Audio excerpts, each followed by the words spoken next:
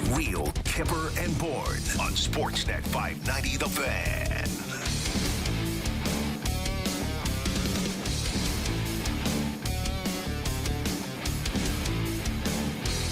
Do we think we can get the Toronto Blue Jays to call up the Toronto Maple Leafs and go, this is how it gets done around trade deadline day? Do you need some help? Can Matt Chapman defend on the ice? Sounds like he can do a nice job for Sammy on the diamond, but we need him to play right D. We can't get a trade. What is going on? Well, there was a trade today. Oh, there was a trade this morning, boys. Who? That's a big one. That's a big one. Florida traded Frankie. Yeah, Frank Vetrano to the New York Rangers for a 4th-round pick. They're freeing up some money, Florida. Ooh, so that's not about the Rangers and Vetrano. That's about Florida and money, isn't it? That makes sense. They want a D now. You don't think this is purely a Giroux thing? No. I last I heard they were always interested in Jacob Chikrin. We know he's out 2 to 4 weeks. So where's Lindholm? Everybody's waiting for Lindholm as well. And I think that one is that's a big fish out there. That is. For a blue line. Florida, it's funny. These teams like Calgary and Florida, like that are close and feel like they feel like the ones who are going to be most aggressive here, like to find that one extra piece that can make a difference for them. Florida and Lindholm would be very interesting. We're glad you're along, everybody, listening and watching Sportsnet's YouTube channel. Love the chat going already. It's going to be a great 2 hours. Of course, big news in Leafland is the new savior in net, Kallgren. Oh, yeah. Forgot about that. Whew. Kyper. We said it could go two ways. You could be you go in with a kid like that, not last past 20 minutes in the first period. Or as I mentioned yesterday, you could pitch a shutout. Yeah. And much of my point yesterday with him was like, you put him in and he plays well, then what? And I think we'll get to discussing that today because there is some serious question marks now. Yeah. You liked him, eh, Sammy? I've just had such a hard time thinking about the Toronto Maple Leafs all day, just refreshing my Twitter feed, talking about the Jays. Sorry, boys. You guys can talk about the Leafs That's today. a big one. I was supposed to do a morning hit, and they're like, scram, beat it. Yeah, you're done. Oh, really? Oh, yeah. you're Over done. Chapman? Yeah. I mean, they just pushed me right over the cliff. What would Ramirez do if they get him at second? yeah, Or they take our show off I was the air? going to they would fold the station. They'd just be like, we're now the Jays station. But I will say that getting Matt Chapman is a guy that I've admired from afar for a long time. Guy that I've always loved. 4 or 5 years here, stud, third baseman. And I'll make a little hockey parallel here if you'll let me. Go ahead. Love to. So I kind of compare it to having a goalie that you just plug in there, you don't think about. Having a all-world third baseman, you just write his name in there every day. You don't think about the average. You don't think about what he's doing at the plate. You don't think about this. You just put him in there. You're the guy. You're the guy. 162. All-world. Stud. I'm fired up about this. I can't believe it. This does push the Jays as the front runners in the East, does it not? It does. Has to. They are, I would say, probably the favorite in the AL. It's right funny. So didn't the Yankees just sign Josh Donaldson, too? They did. They picked him up in a trade, and it's like, that's their plan? Yes. So the Jays are looking very good. Yeah. This morning I was very excited. So anyways, we can talk about the Leafs now, but it's pretty big news. He will make bigger money, I think, in 2 years from now. But it's pretty reasonable under $10 million for this guy. Yeah, he's making, like, he hasn't hit his free agency. He's still pre-arb. I think he makes 9.5 this year, and then he'll hit arbitration again next year, and then he'll be a free agent. And like with what they gave up to get him, it sounds like that's why they're still in the market for the big fish, is they didn't really give up any of their prime prospects. How about the commitment from this building? Oh, though, yeah. Right? Thank you, Rogers. We love you, Rogers. Oh, yeah, we love them. Go spend to your heart's content. Just win. But March 31st, I got to pay for a coffee in the atrium. All right? Thanks a lot. Thanks, Matt Because Chapman. I know where all the money's going. Did you fine with notice trade. that? I did notice that. Big sign. Complimentary coffee till March Coffee! 31st. But here's the thing. We got our own machine up here. And there's a Tim's going in. So here's a really stupid thing. I'd rather just pay for Tim's than have free coffee. How's that sound? I love Tim's. It's so. fairly stupid. It is. I'd rather just pay the $2 and get a nice large Ragsy from. You're the Guinness. most Canadian person on earth. It's ridiculous. Do you just go up there, double in a donut? Nah, large rag. Anyways, Leafs. Let's start with Sheldon Keefe. We got a few Kypers Clippers today out of Sheldon. Let's go to the first one on his new star goalie. It was great. You just continued where you left off, just in terms of, not trying to do too much in the net. He just, he was solid. Pucks came to him, and for the most part, they stuck to him. That our team played really well in front of him. Probably the toughest save that he had was the first one.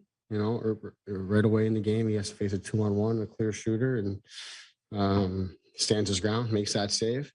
And then I thought from there, he was just solid. A lot of the saves were, stuff from the perimeter and stuff like that. But he made sure, pucks came to him, that they just stuck to him and, settled our team down there. So impressive.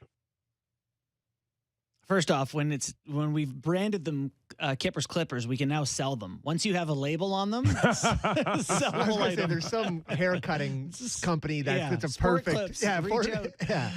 Okay, Kyper, what did you make of that? I agree with what Sheldon said. He was just solid. Yeah. Just solid. And you don't know where this is going to go or what it leads to, but I think at this moment, he's provided something that is desperately needed. And that's just someone that looks calm in the net. Yes, that's nice to see. I take umbrage with the fact that he said puck stuck to him. So, not for a second taking away that he stopped every puck and he looked good. Great performance, exciting for the Leafs.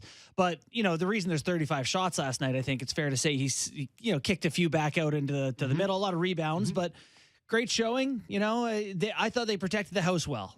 Go ahead, Kyper. I was just going to say that to your point, we talked at great length about this in yesterday's show, that it's about how they're going to insulate him. It's Yes. going to be about the sensitivity. I thought the Leafs played a very mindful game around him and acted accordingly. I thought with no Austin Matthews, they played a better team game without him. And maybe that's just the fact that when you got one of the best goal scorers in the world, you just sometimes just sit back and say, let Austin go and get the next goal. Yeah. And that did not feel like it. I know it's not modest to take this victory lap, but this is exactly what I said would happen on yesterday's show.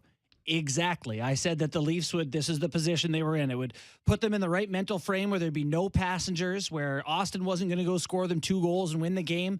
Everyone had to be on their best game. You got a guy in net. You have to be their best defensive effort. I thought there wasn't a lot from the slot against the Leafs last night. I mean, this was a game that, why I expected this to happen was, Sammy, your point before the show is that we've seen that they can do this. They can play like this. It's a headspace thing with this team, and why they're so frustrating is we know it can look like this.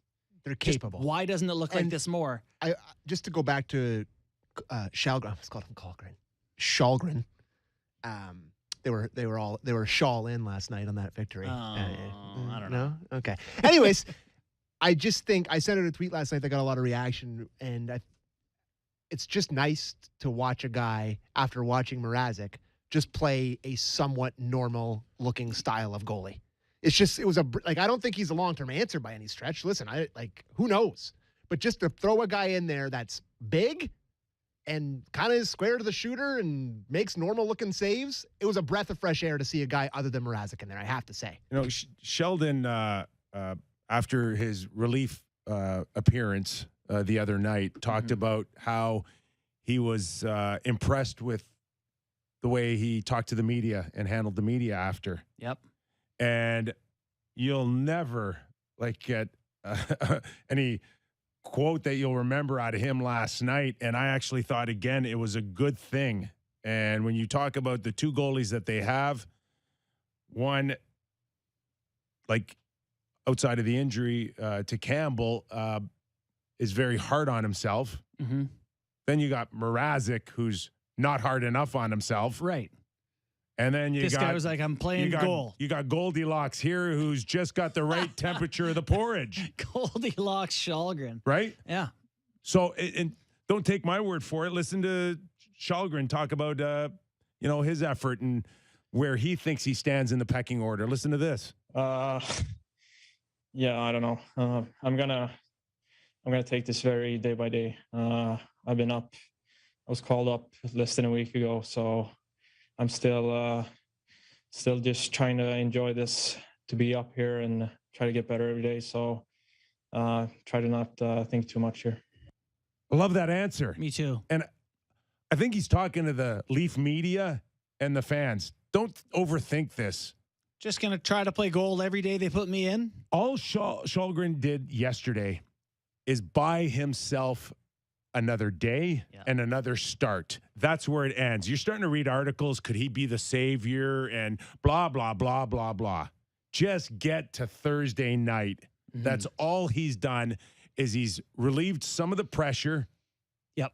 And that's good enough for the next 24, less than 48 hours until Carolina comes along. And then all bets are off again.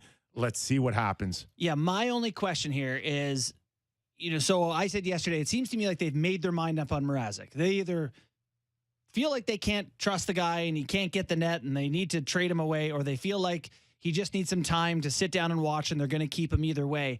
I don't think this changes that. What changes for me here with Kallgren playing well is, if he can be good enough to be a backup goaltender, quality guy in the NHL, let's say he plays well against Carolina, they give him another day, and he looks good again before the deadline. 3 good showings.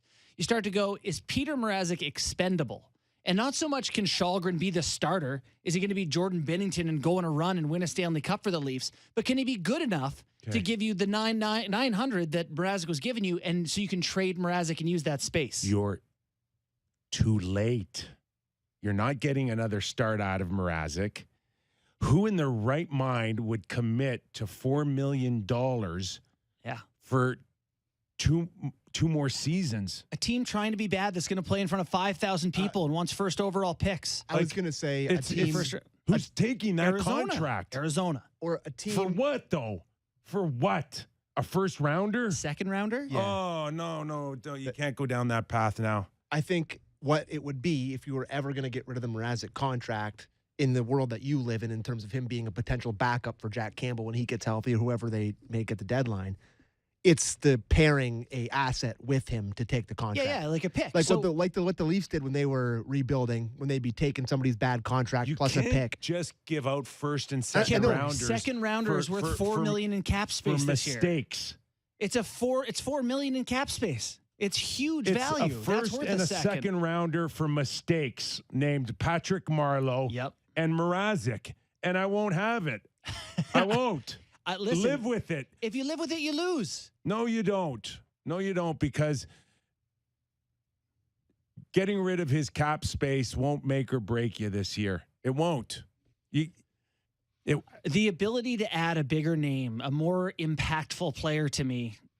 And listen, this is a fantasy land where you trust Kallgren all of a sudden, who's played a game in a minute. Or you game should in trust that you minutes. can do that without giving up a second rounder to get rid of the contract.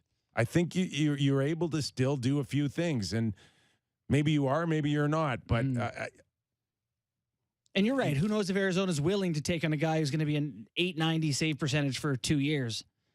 I think they're nuts. Well, so Kallgren, a lot, the people you talk to about Kallgren are like, Ken Dryden did it, and Jordan Binnington took a team and went on a run. Whoa. You know why you don't know the names of the people who didn't do it? Because they get cut immediately. Because it happens all the time. It happens constantly. Yes. That's why you remember a few references. This is uncommon. Binnington did wear 50, There you go. There, yeah. Well, actually, we had someone, I think, in our mentions. I don't like those odds. No, I don't either. That's all. If we're in the betting world right now, get some odds right now that Kallgren wins the Stanley Cup for the Toronto Maple Leafs. Yeah. As the starter. Do you want to hear Sheldon on what it's been like playing in front of bad goaltending? Yes. I think that's relevant here. This is what it's been like for the Leafs player, Sheldon Keefe. It's a hard game to play when you're pulling the puck out of your net all the time, right?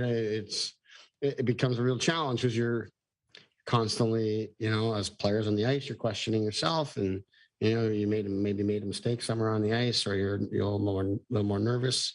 But I thought that obviously goaltending played a huge part today, but we've been talking about it so much, even, when our goaltenders have had some tough days, the players in front of them, they have a major and massive responsibility to do a good job in front of whoever's in the net. I look at how our team's played times when Joe Wall's been in there. Look at how we played tonight. That's what we're capable of doing. We're capable of rallying around a situation, whether it's Eric being in the net or whether it's Austin not playing, whatever it is, we have that capability of putting together a real nice, responsible game. And we did that here today. How good did he feel giving up a 2-on-1 about 2 minutes into the game? Not and ideal. going, that's not what we're really talking about. That was his They had best save because 5 that one goes shots. under Mrazek's arm. That was the armpit one. I think they had 5 shots, but the Leafs had 1. Like Yeah. they were really they came out hot, and then I didn't really think they had a lot of push after that. But you're right, that save that he made early probably goes in the net. So I realize I'm pissing you off with the Mrazek stuff, but I'm going Yeah. to continue on with 2 different thoughts on the Yeah. Mrazek thing. Love to hear him. One is last night was an easier game for goaltender play based on the way the Leafs played. Did they do the right thing by not putting Mrazek in? Do you think it's different if Mrazek's in? Because Mrazek could have used an easy one, a night where he doesn't see a ton of shots.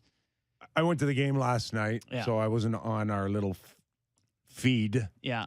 but I would have probably at some point sent Dallas stinks. Yeah, to our group chat. Yes. And we did miss it last night. yeah, There was I- zero pulse. I was worried about whether or not, my cowboy steak was coming medium rare or not. So I had some Sushi issues. rolls and a red wine in the third I row. couldn't get the steak in before puck drop, so I had to wait for the Steam it on a intermission. stick in your seat. So I had a lot of things going on. I couldn't get out. Dallas stinks. Okay. But Like Mrazek could have used that. It's a very good point. It is. You missed the chance to give him that cake one, but I don't know. But- Maybe they play differently if he's in.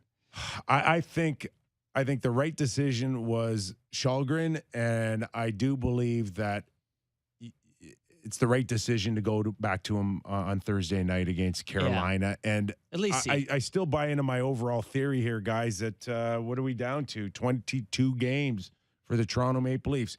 Plenty of time for Mrazek, plenty of time for Jack Campbell to come in Yeah. off of a regroup and get your house in order here. Hopefully Soup's been in Cancun drinking pineapple. I really think that game's different with Mrazek and net, You do? Okay. because I feel like the first couple of those chances go in the net. They're down 2-0. You're feeling the exact same as you are before. And I'm not saying that. I don't even say Mrazek's a worse goalie than Kallgren here. Like, No. I'm really not saying that. No. But just the way he's been playing, the way the team feels about him.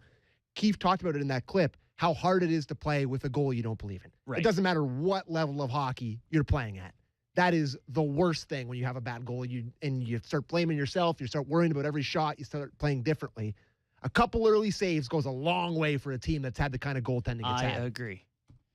Now, last thing But before Dallas I did drop stink. this, because clearly I've put a lot of thought into this. Yeah. So let me set up a barricade between us before I Go. propose this. Go. If Mrazek, if Kallgren goes in and he's really good, and they give him another one, he's good. I think there's a game in the weekend, right? Saturday or something? In Nashville.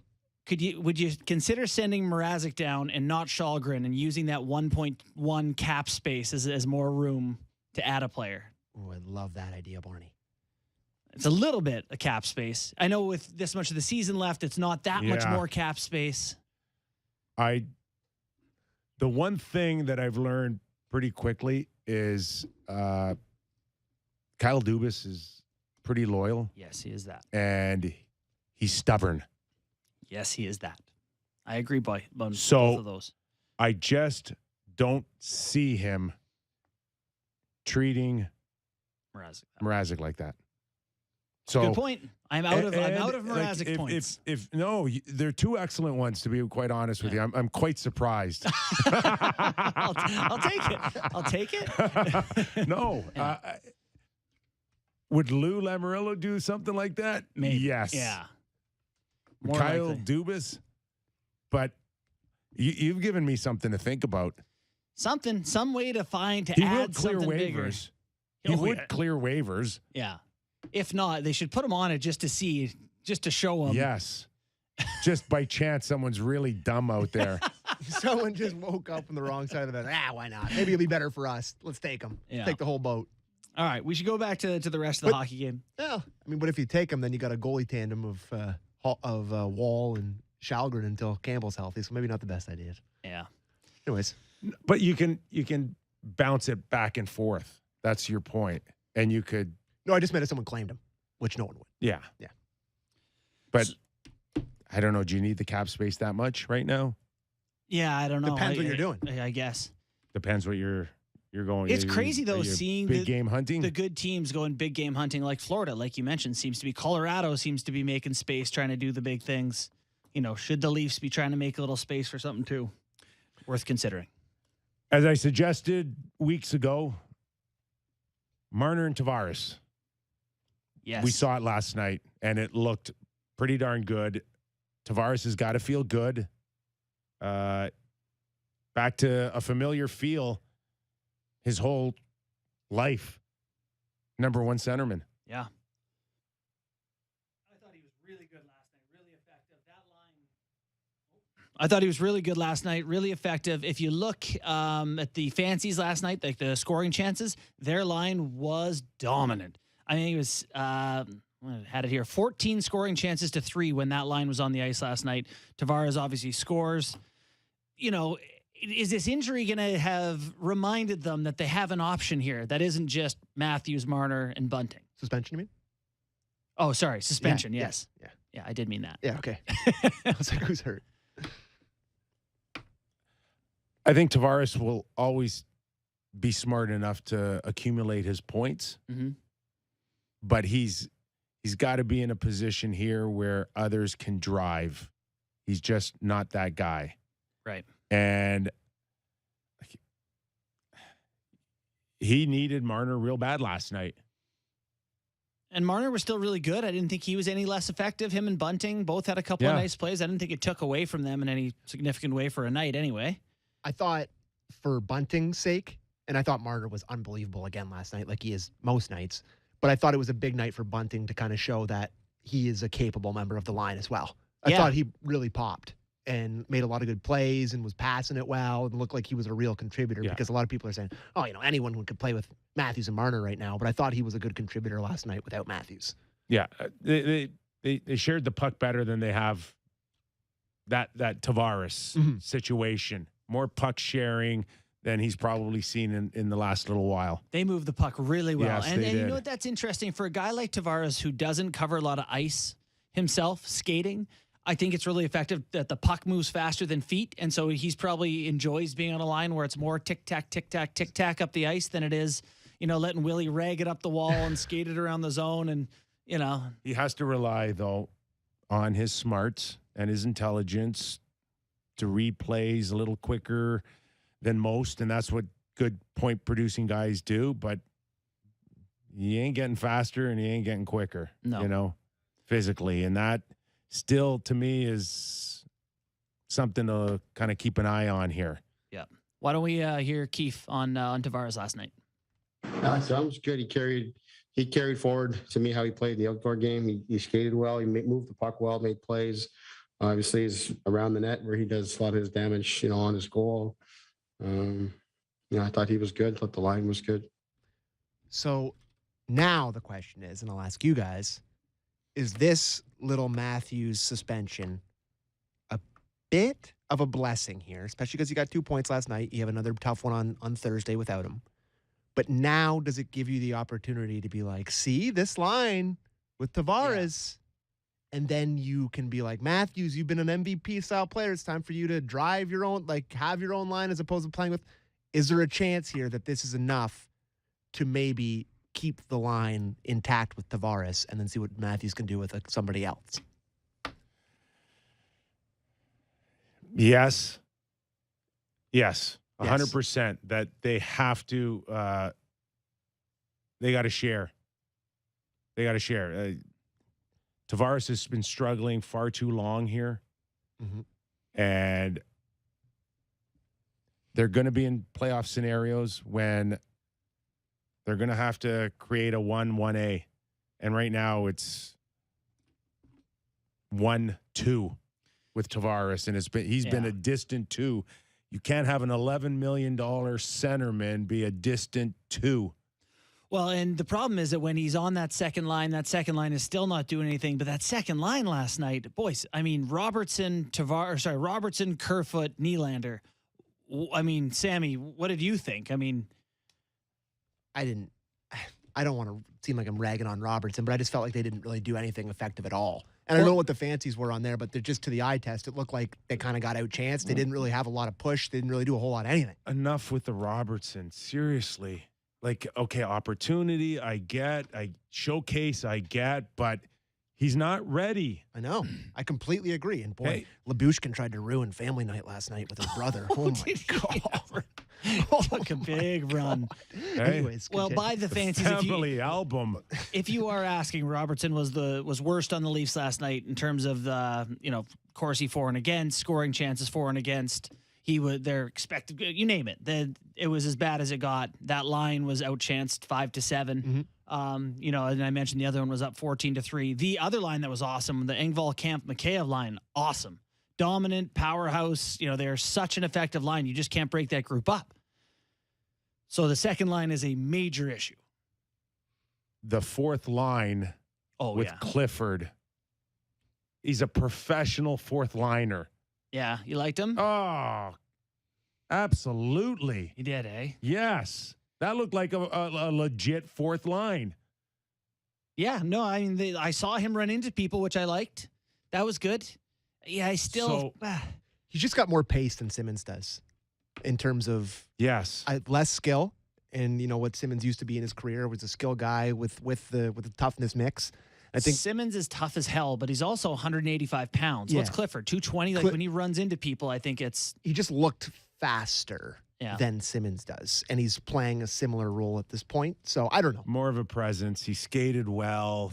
Good forecheck. Just making fourth line decisions. And whether or not you could run that for a little bit, Wayne Simmons also has one of those contracts that I think could find himself maybe with the Marlies. Really? Yeah. Yeah. So talking about loyalty, though, Wayne Simmons. Yeah, again, but that's the Kyle factor here. He would not be happy about that. But you're right. It hasn't worked for a while now. Spezza and Simmons as a duo, and whoever's been with them have just been underwater for 2 months. It's not a fourth line. No. I really think this is where the Leafs are going to make an ad. And I don't know exactly what name it would be, but that Mott from Vancouver I know he's not a big guy either, but I like the way he plays. He's got some real energy to his game. Austin Watson on Ottawa. I like Austin Watson. I do too. You do, I've loved him in Nashville. I loved him. I like him he's too. Got a lot of playoff experience. I can't see the Leafs liking him, or specifically Kyle. But not enough skill. Is that what you're saying? Yeah, and he's actually not unskilled. He's not unskilled. I don't know what he has for stats in his career, but I think he doesn't never score. It's not good to never score. Clifford? No, Watson. Oh, Watson, sorry. Watson career. He's got a career high 14 goals in Nashville 1 year. 7, 6. He's got 3 this year in 44 games. I don't know. Maybe I'm reaching. We also saw the D pair. We talked about stay-at-home defenseman Lyubushkin with your number one offensive defenseman and Morgan Riley. Let's get Sheldon Keefe's thoughts. Mm-hmm. Yeah, it was really good. I would say so. We would stay with that. I thought those guys were good. I have to watch the whole game back, but those guys I thought did a really good job. That Brody and Hall did a good job. They saw a lot of time against a very good Hintz, Pavelski, and Robertson line.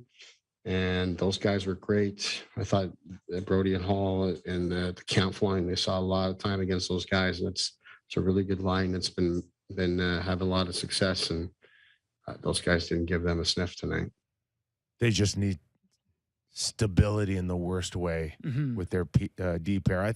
I really liked Gary Galley's conversation yesterday on D pair and how it's so important to be conscientious of your skill level, but also know and feel comfortable with your D partner. And once you have it, it's not an easy thing to get, Yeah. When you find it, it's nice. Well, and, we mentioned yesterday that Riley has had success in the past with calmer, reliable players who keep it simple. Ron Hainsey, TJ Brody, he's not best when he's paired with someone who's out there flash and dash and up the ice. So Lyubushkin is that. Do you want Lyubushkin to play? What did he play last night, Kyper? 18 minutes, I think. He's climbing. Do you want him to 18 minutes? I'm going to guess no. Why not? You like him that much, eh? Well, I just thought I've liked him since he's got here. I think he's gained confidence since he's got here because of the positions that he's been put in. And I thought he looked the best with Riley since anybody has since Hall. Since Brody has. Yeah. In a short period of time, it looks like a natural fit. Mm-hmm. It does. It does look like a natural fit. Carolina's a different kettle of fish, though. Yeah. So we'll see what they look like. So there's been a couple times since Lyubushkin's been here. So I really like a lot of the, that he's physical and clear the net. I like that he keeps it simple. There's a couple times on rushes where he gets totally stopped. Like he gets caught between plays and he gets stopped and he's not able to get back up to speed. So you saw, you remember the puck hop to stick in his first game, and that happened once. It happened once 2 games ago as well. I worry that against good teams, if he's getting caught and stopped too often, that, you'll see guys go by him more. But, it hasn't happened much since he's been here. It's just the one concern is, he's obviously a great, effective player. You don't want him getting clean roasted, which I think is a possibility at times. Factoring on the defense side is Jake Muzzin. Skating, we see a lot of him. We saw him take a trip to Hamilton. Of course, he didn't participate in the outdoor game, but very active with his kids and his family and hanging out in the press box last night, eating popcorn up there. They had him on camera. That doesn't sound like a guy that needs a dark room right now dealing with issues. So they talked about him at practice today. Sheldon Keefe, he said that he's going to be taking a step back to be safe after participating in 2 practices in a row. Taking a step back because we got a trade deadline coming up by Monday at 3 p.m. Yeah. And we need some space off that contract. Well, you and I are pretty good at the Coach Dakota ring. I can't make sense of this unless you think they would LTIR him right before the deadline. His return isn't imminent, was also said. Isn't imminent. Isn't imminent. Say that one 10 times fast. Isn't imminent. So my concern is that, if it's not imminent, if we take them at face value on that, what if he's not ready for playoffs? Then you need not just cap space, we're going to Kucherov this guy. You need someone to play that role. And suddenly that's a bigger concern than trying to be clever with the salary cap. Kyle Dubas did tip his hand a little bit and mentioned that games with the Toronto Marlies. With Muzz, yeah. Yeah, with Jake Muzzin. But they're completely safe because it is a second concussion 1 month apart from each other. So even if they said he's not coming back till the end of the season, who's going to argue with that? Right. I also wonder, so let's say, you're right, I think they could for sure. Let's say that they put him on long-term injury reserve. Which he's on right now. Keep him on there. Oh, he's on. Keep him on. Keep him on. And they add someone using that space. Isn't it likely that between the deadline and the end of the season, another player on the Leafs will get hurt that you could put on LTIR if you felt like Muzzin was ready and able to come back? For sure. There's always someone. Always those scenarios. So I wonder if they see this as money that they can spend. I got to think right now that it's shaping up that he will. I believe they have to take him off long term to put him with the Marlies. Right. And that may come in the last 10 days of the season. Are we sure about that? Didn't they keep Mrazek on LTIR while he was conditioning? We should let's give that we'll send Elliot a note here. Yeah. Okay. I'm not 100% yeah, sure. I'm not 100% sure either, but either way. It doesn't. I don't know. Yeah, that's a good question. But so now I wonder. Now I'm more convinced that it feels like this is money they think they can use, because whether it is putting someone else on LTIR or whether they went to Muzzin and say, okay, you're skating, you feel good. Let's just do this thing here where we make the move at deadline, where we get the guy we want. We'll play it by ear. If someone else gets hurt, you can come back sooner. You take a couple of weeks and rest everything. We're not telling them to sit out till playoffs. Just look at what Tampa Bay created. I know. Before Tampa Bay, the narrative was you have to spend to the cap. Tampa Bay's changed that. Now you're it's going to spend over the no, cap. through the cap. Yeah.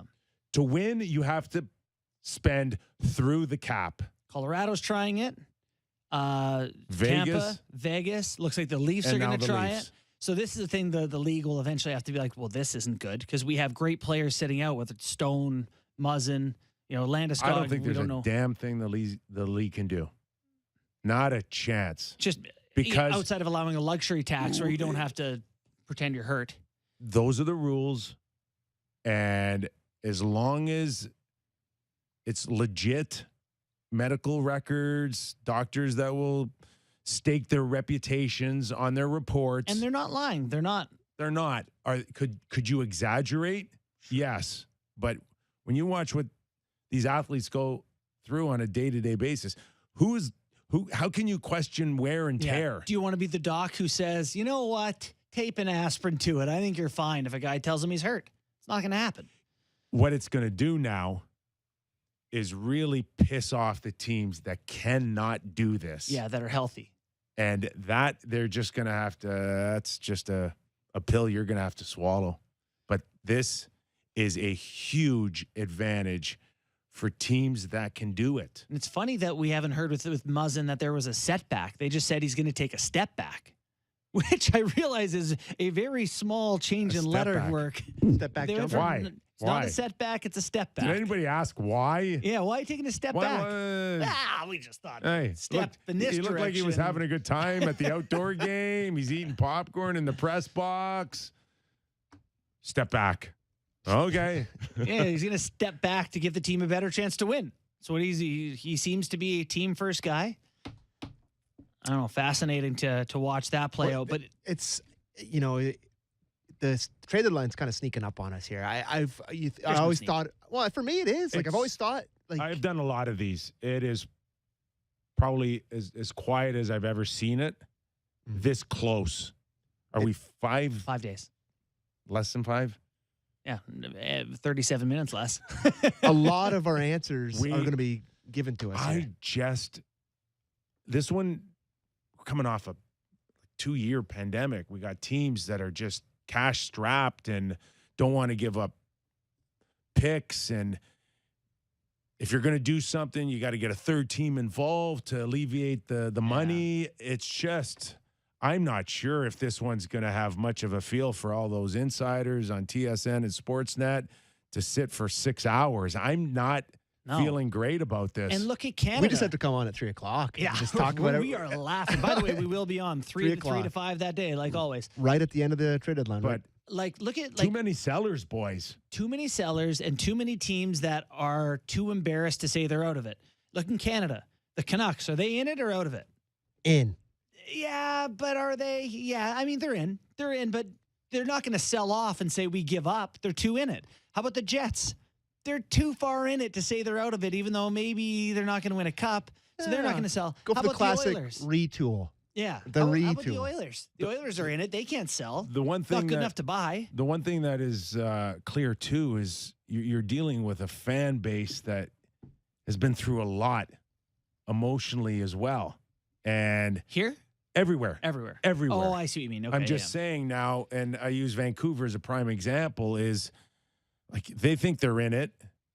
They don't want to see JT Miller traded. No, been watching from home in front of no fans. You're going Right. to trade Miller on us the second we're back in a playoff race? So That's an off-season one. if they're gonna Winnipeg's do it. no All the different Vancouver here. ones are. They're not selling anyone but Moss. I'm not even sure Winnipeg's in a situation where you want to unload and you still got 12 probably home games left, right? 11 home games left. Right. And they're likely to miss or lose in the first round. They're going to get nothing for Paul Stastny.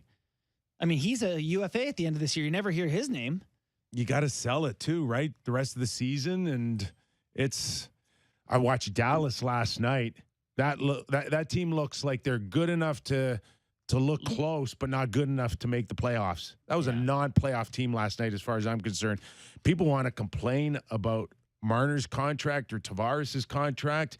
Go look at Jamie Benn right now. Don't look at Dallas as cap friendly. You know what's funny is Dallas has the type of supporting cast that if it were around a very good core, the team would be really good.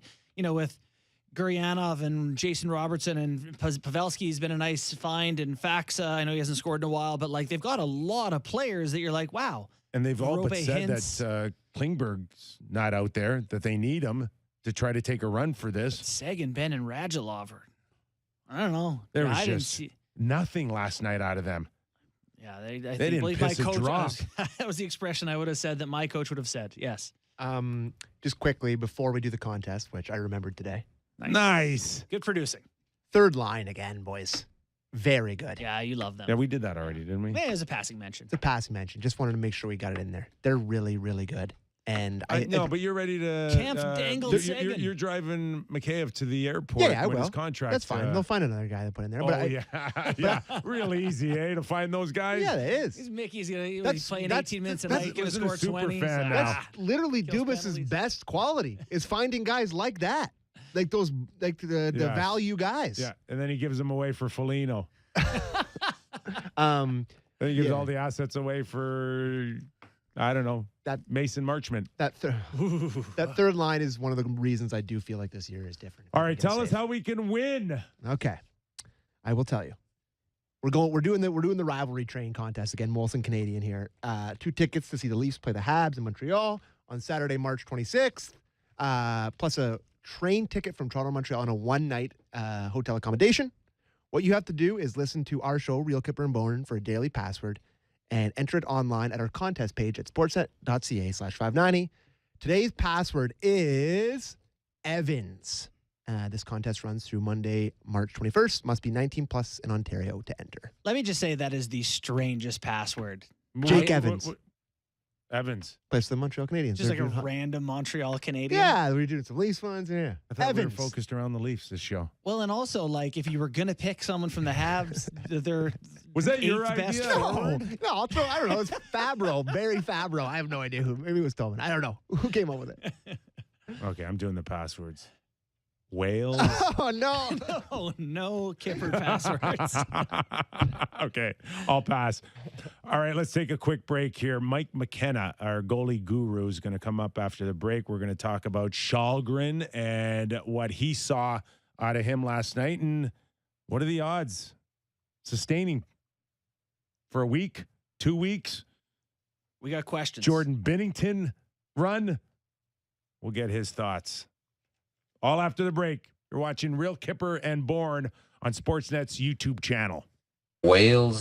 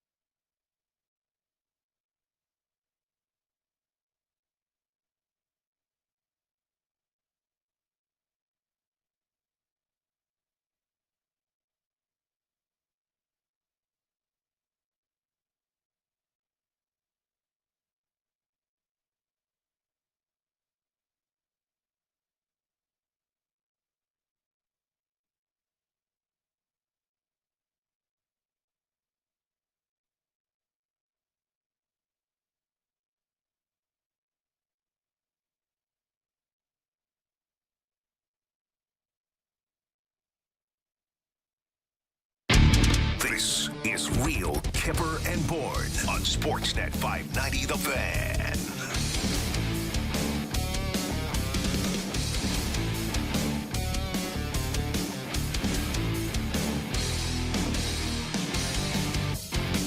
Waiting on Mike McKenna. Get his thoughts on the Leaf goalie situation. And going back to back with Kallgren. See how that rolls off my tongue now? Yeah, we got to figure it out. So, credit to the kid. You play well long enough, people figure it out. Kallgren it is. Also coming up in the second hour, Jason Bucala. Yeah. Did I say that right? Yep. So what do we know about him? He was a Nashville Predator scout for a decade. He was the director of amateur scouting for the Florida Panthers for 10, 12, 15 years. And Sportsnet has hired him. He has a wonderful website that gives scouting reports on all the players. We will have that address for you to share out. People should subscribe. So but yeah, this is all analytics then. all scouting. It's like ratings, skating, explosiveness, nice. size, hitting, grit. One of them I think is called lean. How much they lean on people. So we ask about players and get a proper NHL scouting report. You know who we lean on a lot in this show is Mike McKenna. Man, that's a pro seg. Like, I haven't got a clue what to think about Kallgren, but Mike from Daily Faceoff, he's going to let us know because he's seen it all. NHL, AHL, ECHL, Chesswood Arena, Men's League, all of it. Mike, how are you?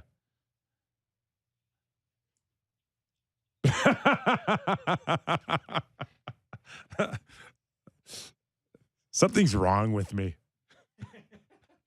At least that's what my family keeps telling me. How are things, man? Are you as intrigued on goaltending storylines with about little over 20 games to go?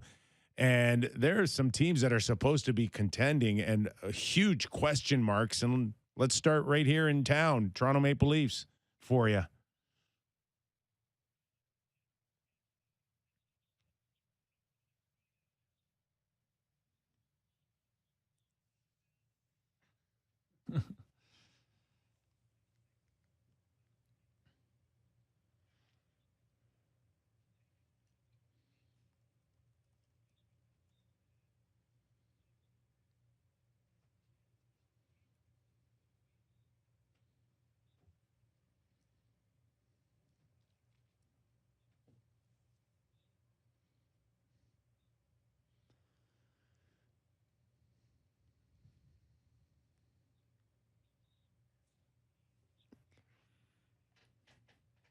Yeah. Has he always, Mike?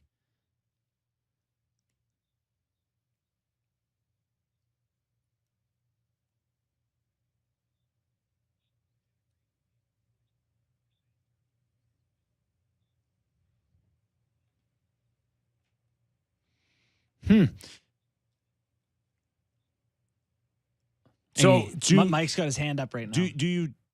I'm going to let JB get in here quickly here, but do you make a change for the sake of just making a change? I don't buy that.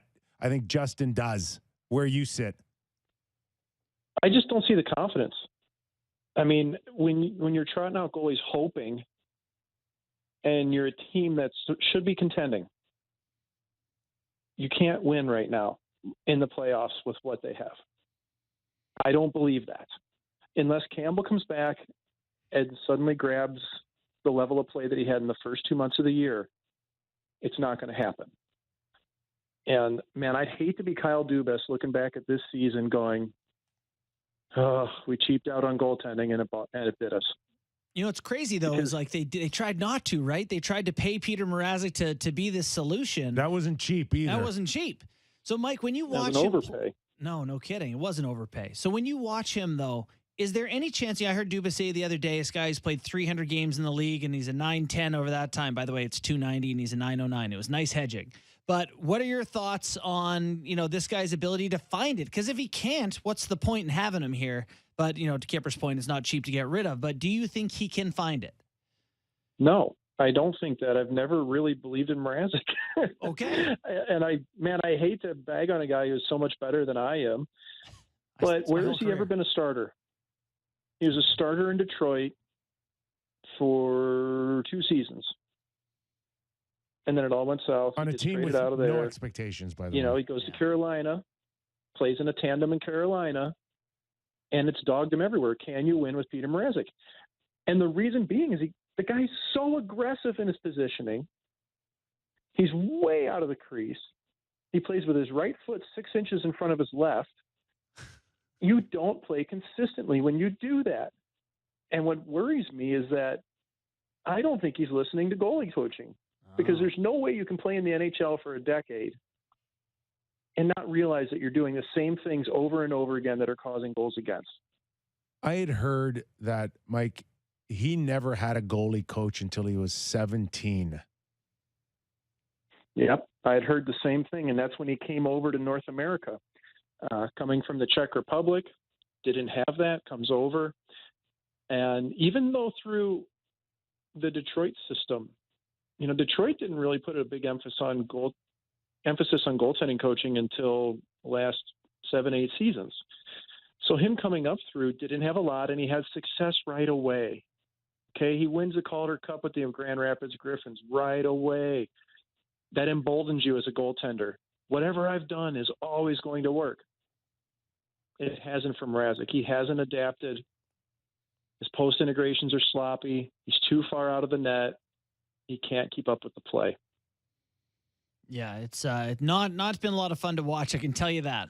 What would you try if you're Kyle Dubas right now to send a message that, okay, I'm not going to sit on my hands here, but I'm not going to blow my brains out either. So what would you do? Well, the hardest thing is if you're going to go for the big swing, which is Fleury, that's a lot of salary. It's a lot of cap. And you don't know whether Marc-Andre is going to want to come to Toronto anyway. And to me, you had to find somebody who's steady. And the best one down the road is Anton Forsberg. Mm-hmm. The guy's been awesome this year, and nobody's talking about him. Pierre Dorion says that his phone's not making any noise. Edmonton should have traded for Forsberg 2.5 months ago. Like, you just need somebody to be steady. Like, that team in Ottawa has not been good defensively, and he's been carrying the mail. And he's outplayed Matt Murray, who's making over 6 times as much as he is. I don't know. To me, something like that's a good answer. It's funny. He seems to be one of those like middle guys, because when he's on waivers, everyone claims him. Like, everyone is aware he's good enough, but no one's willing to pay to get him somehow. So now you've got Kallgren, who's going to get a second run here. He's going to play against Carolina on Thursday night. And, you know, if you follow the most extremist versions of Leafs Twitter, you'll hear people being like, all right, Kallgren can be the guy. He can be the guy. I'm looking at this guy's hockey DB, Mike, and you might be able to relate. It's, you know, I don't know how you say Vax Joe, but it's, Sweden, and he's in Tucson and Rapid City and Turku and the Marlies. He's with all these different teams. Is there a chance he's been a great goalie? He just needs the opportunity to settle in and be that guy? Also, tell me how to pronounce that city. I've seen that one on the hockey DB plenty of times, and I've always just assumed like the X is silent. Vio? And then Vio, right? Yeah, soft J, like yogging. But I think realistically, you look and he's been successful. Like, he hasn't spent much time in North America, though. So that's kind of your tough decision to make, is like, can he really bring it? I look at the eye test from last game and what I've seen from him in the games I've seen him play for the Marlies. To me, Kallgren is a very Swedish goalie. He has good mechanics. He has good routes. He's very rarely on his belly or on his back. He uses his post as bumpers, all those things. He doesn't have very good hands. He gives up rebounds. But I like how he brings the whole package. So I think the consistency of Kallgren is probably pretty high, but I have no idea what his top end is. And that's where you're just not sure, because if you're going to win a Stanley Cup in the NHL, you need a goalie who's got top end well beyond good. You need great goaltending to win. So can Kallgren do that? It would be a big surprise. It'd be a big stretch. But who knows? Maybe he goes on a big Hamburglar run for – next thing you know, you'll see Jason Spezza eating cheeseburgers on the ice. Right. Fingers crossed. We're talking to Mike McKenna, former goaltender and current analyst on Daily Faceoff. So, like any situation, PR departments can't wait to get the dressing room celebration out on video. Kallgren comes in after being named the star, gets the teammate water bottle, shower, celebration everywhere. And you're Jack Campbell watching this, Mike. What are you thinking? Well, you're excited for the kid. Oh, crap. Yeah, no, get not a out. chance.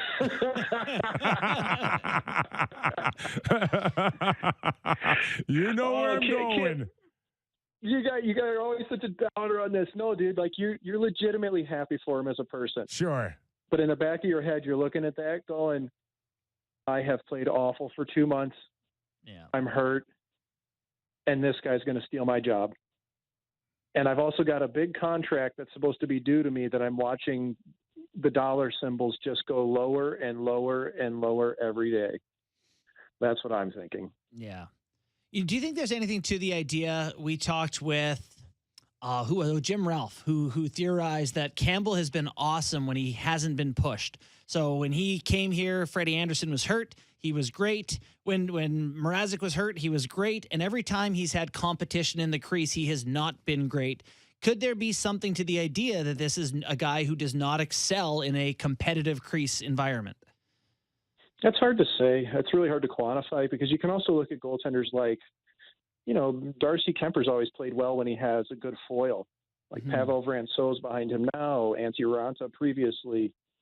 But for Campbell, I mean, he's had to battle his way through things previously where even when he's been given the crease, it hasn't necessarily gone well. So I have a hard time taking that and believing it. But I don't know, man. The competition always drove me. Like the fear of not having the net is what made me play well. So I don't know how you tap into that if you're Campbell. I think the biggest thing for him is just being healthy. Because if this was a rib injury that just came around, I have a hard time believing it hadn't been bothering him for a while. Which, in a perfect world, if that's the case, it could explain a lot, in that last 4 weeks, which could help him. I agree. But yeah, and that's where the health really matters. And no one's tipping their hand from the Leafs or Jack on what the injury is specifically and when did it happen. But I just my thought is when you've got a guy like Jack who has portrayed having a tug of war going on every once in a while emotionally, it is a bit of a fork in the road for him, isn't it? Watching, this young kid now playing with house money, no pressure, all upside for Kallgren, and yet you want your net back here. Yeah, it is, but in the same instance, it's also the knowledge that, hey, Mrazek has really struggled when I've been out of the lineup if I'm Jack Campbell. So realistically, this is still Campbell's net. Mm-hmm. I mean, Mrazek had a month and a half to grab it, and it did not happen. It's not going to happen. So, there's still room for Campbell to come back and grab it, but there's also the nervousness now that, hey, it is going to be all on my shoulders because it will be Campbell and Mrazek unless they get somebody at the trade deadline. That's the way it's going to look. So maybe that'll take a little bit of pressure off of him where he thinks that he can just play free. But I think even this, as poorly as it's been, they've still won games. But it's not going to happen in playoffs like that. No. So they have to know what's coming. And, for Campbell, it's just maximizing every single minute of that rehab out on the ice, knowing that, hey, I got to perform once it's my time again. Yeah, it does feel like time to fix the process, not the results. Doesn't matter you've been winning. You probably need someone who isn't Mrazek at this point. I got a question about gear because we're watching Petr Mrazek and he plays in the Heritage Classic and a whole new set of equipment, right? The colors match, line up, look great. They're wearing their St. Pat's gear tomorrow night. Green equipment, looks great. New pads, awesome. The guy's played 15 games. I think this is his 4th or 5th set of pads. I understand the gear's easier to break in now, but can it be helping? Does it make a difference when goalies have to wear new gear all the time? You know, it actually doesn't make a difference any longer because we wear the equipment pretty much out of the box.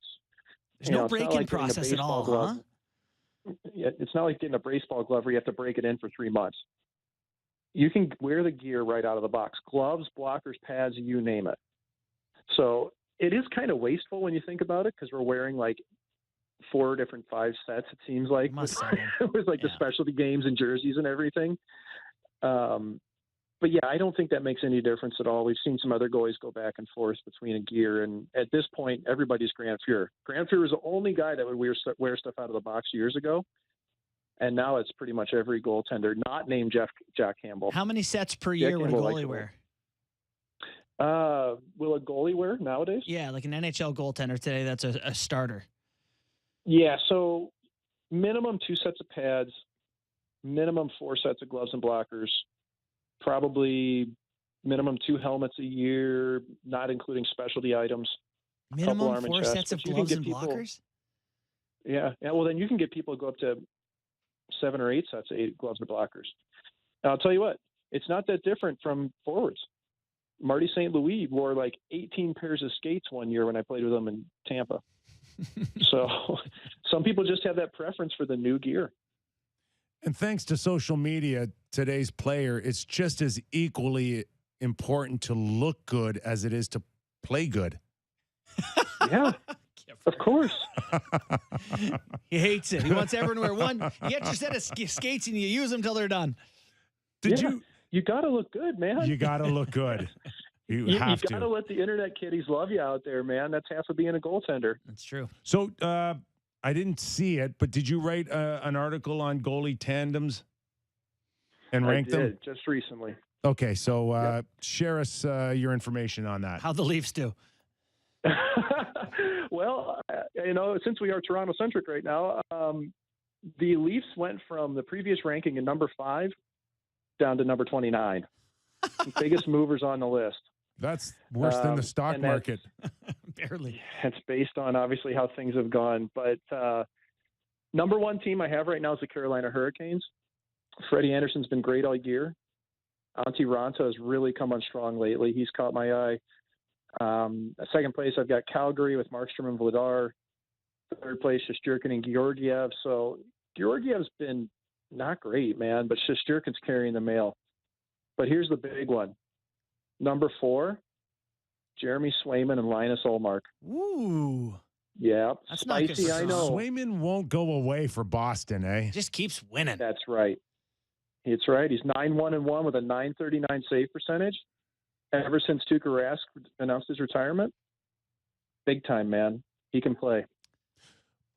Georgiev out of New York, you mentioned him. They can't qualify him. He wants to crack at being a number 1 goalie. Could you see any scenario where a team gives the Rangers maybe a 3rd-round pick, i.e. Edmonton, flip over Koskinen, call it a day? What do you think? I could see Edmonton. I could see Vegas right now, too. With everything that's going on with Leonard, lower body injury, upper body injury, just overall body injury, and the fact that Laurent Brossoit has not been able to win a game. Oh, boy. Yeah. Last and night Vegas was is ugly. supposed to make playoffs, not just make playoffs, but win the Stanley Cup. I know they're missing a ton of bodies, but boy, a goaltender would help them right now. People want to I link. can see Georgiev. People want to link Fleury back to Vegas, and I'm like, do you know why they got rid of him? Because they didn't think that they could win with him. You know? Yeah, that's not happening. That's not it would be shocking. Truly. I can't see it. Neither can we. All right, Mike. Really appreciate your time, pal. Always. I'm thrilled to come on with you guys. Thanks for That's having what me. we'd love to hear. Thanks, Mike. Appreciate you, buddy. You got it. See you. Yeah, that's and Chicago, you keep hearing Davidson is staying hard that he wants a 1st rounder for Fleury, and teams are like, no, you didn't give up a 1st rounder to get him, and he won the Vezina. Right. And wasn't it a 1st and a prospect the day before? So it's already coming down. Let's just hang on a sec here. It sounds like that's moving. What did you make of what Mike was saying with Kallgren, with Mrazek? I thought his stance on Mrazek was really interesting, really hard line. Like it's over. It's not coming around. It was maybe Yes. never there, and it ain't getting better. It's over. That's what he's saying. He's with your camp. I really enjoyed having someone come on this show and not be like, well, he's a really good Backing person. you up. And, no, but just being like, no, he's not good enough. He's not. So Where's Kyle? proceed Dubas. as you like from there. What was he thinking with that contract? I know it is hard though. Like it is hard to watch him play now and go, what were they thinking before? I heard there wasn't even anyone close to the Leaf offer. oh, good. There's not a team. That makes us feel There's better. not a team that even would have given him a third year. Well, just looking at the goalie market at the time, I remember thinking of the remaining guys left, he is the biggest name. He's the guy I'm most familiar with his performances, but I never watched him in any detail like I have this year. And Yeah. seems like an awesome guy. Would like to go drink, out at a pub with him and watch him having a fun time. Does not seem too There's phased. just What did Freddie get? 4.5, couple No. years. 2 years, Look $9 at it. million. 2 years, $9 million. Yeah. So Freddie, I think he played last game for Carolina, but he took 3 games off because he wanted to make sure his head felt okay. Was there a near concussion? Or are you talking mental? No, not mental. Okay. Just concussion-like symptoms. Maybe he just wanted to make Did they sure. say he's taking a step back? Because I've heard that before.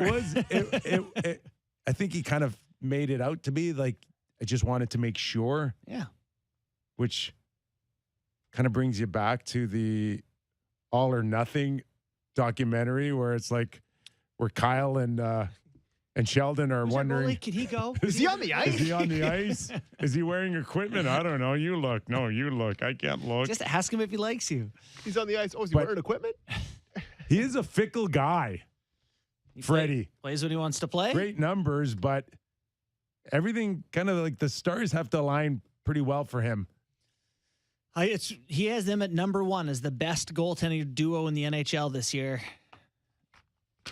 That's tough pill to swallow there, Sammy. He's just convinced he's gonna Listen, He's gonna find a way to blow it As soon for as he Carolina. said that, notice Sammy gave us the break sign on McKenna. He's like, we've had enough of this guest. I'm okay with him having a fine regular season. I've seen it before. If he is unbelievable in big games for them, that's when I turn into the Joker, boys. that's my villain origin story there, fellas. If he wins the Conn Smythe this year, No. I will. Leaf fans, I'm going to trade school to become a pipe fitter. No, I'll never watch but- sports again. but Kyle will have to move. Oh yeah, Like, move cities. You mean like not live in Toronto Not anymore? live in Toronto. move back to the Sioux. Take over the Greyhounds. No, that's not far enough for Leaf fans. If Frederick Anderson wins the Conn Smythe, Yeah, move to Rwanda. Take over the Huskies in the Yeah. queue. A little further away. yeah. Could see it. All Oh, right. Hey, just quickly before we go, I'm going to get this other contest we have going on here. We are giving away lots of stuff. Leafs by the way. tickets all the time. This is the same one as before. No, it's a different one. No. We're giving away tickets to the 23rd against New Jersey. What you have to do is download Wednesday and Thursday's episodes of Real Kyper and Bourne and listen for the different code words that will be placed in the podcast. Then text each code word to 59590 and you will be entered for a chance to win. Each code word counts as an entry and the winner will be selected on Friday, fellas. Nice. So Can there I you go. tell you something I wrote down in my notes that I wanted to say at some point today? I bet you that the Leafs end up with Damon Severson. Severson? Severson. Okay. Mm. And I bet you they did. I still remember his couple of 2-on-1? shifts. Couple of shifts where he's like, And he's had several like that this year, but he just grades out really well in the fancy stats, and he's a right shot D. Kyle's familiar with him from the AHL. He played for Albany when we played our playoff series against him. Really liked him. what I does he don't- have left on his contract? I don't know, but it's I was just going through the list of available right hand shot guys today. It's like there's Justin Bourne. But Saw Jacob Middleton talked about yesterday. is that a guy? Yeah, I don't know. Guy plays for San Jose. Heard his Okay. name. Anyway, we'll find out that contract and we'll talk I more got about it right here. later. He makes 4.1 this year and 4.1 next year. That's too much money. They can't That's do a it. lot of cash. They can't do it. Bye-bye. Yeah, that's awful. It's Scratch almost that like out. you're happy now. I am. Don't want him. So Don't want him at all. Cross it off, don't bring that energy into our show if you. Well, if he comes to the team, I want to say that I saw it happening. I saw the development, the progression of him ending up here. That's beautiful. All right, maybe Jason Bukala can tell us all about Severson. 100% can. The prohockeygroup.com. It is a really cool scouting site. Check it out. All right, we'll take a quick break here. We'll bring back Jason and get into that and so much more. If you are watching on Sportsnet's YouTube channel, hit the like button for Sammy and JB too. Sure, thanks, man. All right, Real Kyper and Bourne after the break.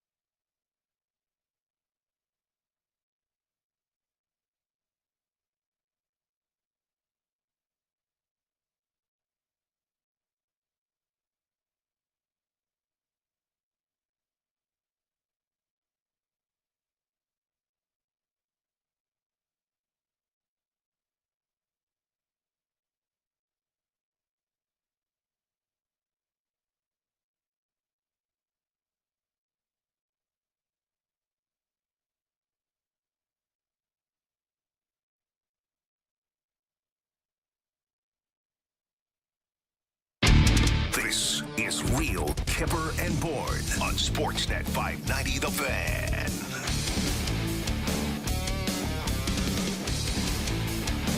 Under 5 days to the NHL trade deadline. And so far, our most exciting trade is Matt Chapman to the Toronto Blue Jays. In our defense, it's a very exciting trade. It's just not a hockey one. That is an issue. But Jason Bukala is going to change all of that. Jason, you got something for us? I'll do my best. Anything at all? I'm leaving it into the insiders can, float out the rumors and the speculation. For me, it's just here in a support role. So I'll do my very best for it. Nice. All right. So from the names that we know that are out there, with some suggesting where the Leafs need help, if you were one of the scouts, the recommendation would be first and foremost someone to play with Tavares on the second unit on the blue line. What are your thoughts about what Kyle Dubas is thinking right now? Honestly, I think they have to address the back end as a priority. I know last night was a nice night between the pipes, and they got some saves. But having said that, I think that we still have to look at beefing up some depth on the back end, and there's some veteran guys out there that might come in at a price tag that works with their salary cap situation, and actually one younger name out of San Jose that I think would be a good target as well. Sorry, is there a specific name out of San Jose you like? I like Jacob Middleton, guys. You do? Okay. He's 26 years old. He's come on this year. He's a full-time NHL player now. He's been playing with Carlson and Burns. True shutdown, simple, two-way D, big, heavy, strong. This is a guy that can complement some of those guys on the back end that are more conventional, puck movers / puck rushers. The one thing with them is that at $725, his AAV makes a lot of sense. I'm wondering if San Jose would be leaning towards re-signing him. One of the other things, Kyper, you might be more familiar with this, but he's one of those Group 6 potential free agents, guys that have played less than 80 games at the NHL level who become UFAs at the end of the year. If he goes over 80 games, he's an RFA. So there's a little bit of strategy involved in acquiring the player, because I think that's a body you want to keep long term. Is this someone that San Jose feels like if there's enough takers, we could potentially get a second round pick? Like, how expensive would he be? Well, word on the street is that's exactly what it's going to take, at least a second round pick and potentially a prospect as well. And as we all know, if we're looking at this year's draft, the Leafs' currency in terms of picks is pretty limited. So I don't know if that's what they want to do this year, but let's be honest, they got to be all in, I think, right now with the group they have, and they'll worry about the draft later. So I think it's going to take a second round pick and potentially a prospect as well. It's interesting looking at the Leafs D situation, because they've played the third pair, I would say not a conventional third pair of Sandin and Lilligren, or Dermott and Lilligren, or whatever the combination is of those three names, Sandin, Lilligren, and Dermott, which has been unusual. What do you make of the development path of a guy like Timothy Lilligren? He's been given a great opportunity and is a source of much different opinion, I would say, in Leafs Nation. Where are you on what he is and can be, and what the Leafs need this season there? And be positive, unlike JB's That's right. analysis of Lilligren. I wish I could be more positive. Unfortunately, can't be extremely positive. His trajectory has been slow to arrive. When he was a prospect, we were looking at a player that could potentially come in as a transitional type of defender, might not put up a ton of offense, but could transport the puck, jump into the rush as an extra layer. But the big concern of the whole time was how smart he would be implementing his style at the NHL level. When you're looking at him being on your bottom pairing come playoff time and you're matching up, especially on the road, because it looks like they're going to have a road series to start, you're going to be matched up against some pretty heavyweight players up front in Tampa, Carolina, maybe Florida. I think that they have to upgrade that slot. I don't think he fits that type of slot come playoff time. I think they'll be looking for something more than that. Jason, I want to ask in terms of Nick Robertson and 16, 18 months ago, almost an untouchable prospect for the Toronto Maple Leafs. Is he their number one chip to dangle out there? And where has the drop-off been for Nick, in your opinion? Well, a character player that I think we all know the background.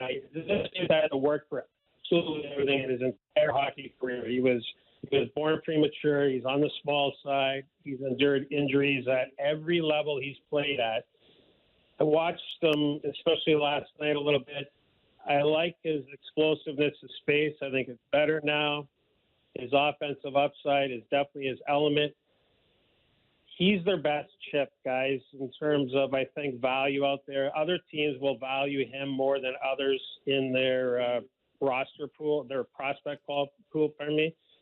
So he's definitely one of those guys that could project to be in a top 9 for another team, play on your first or second power play unit.